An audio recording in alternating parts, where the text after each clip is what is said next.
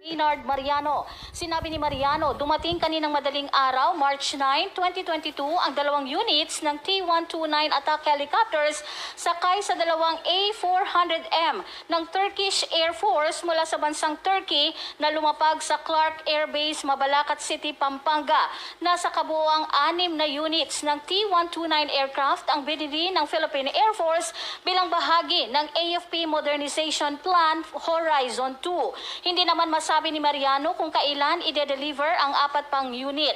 Ang 15th Strike Wing ng Philippine Air Force ang siyang mag-ooperate sa T-129 helicopters na gagamitin bilang close air support sa mga ground troops and air armed surveillance and reconnaissance.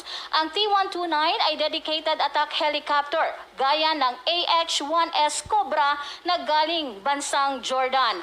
Ang bagong system na ito ay siyang mag-complement sa iba pang surface strike system ng Air Force na siyang magiging game changer sa mga misyon ng Armed Forces of the Philippines.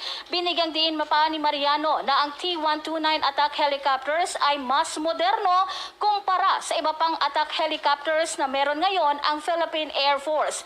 Dagdag pa ng opisyal, sasailalim pa sa test flight ang bagong dating na aircraft bago gagawin ang acceptance ceremony na posibleng aabot pa ng 1 buwan. Ang 6 na T-129 attack helicopters ay nagkakahalaga ng mahigit 13.7 billion pesos mula sa Turkish Aerospace Industries na pinrocure sa pamamagitan ng government-to-government mode of procurement sa ilalim ng Republic Act 9184. Ang T-129 attack helicopter ay twin-engine, tandem set, multi-role at all-weather attack helicopter.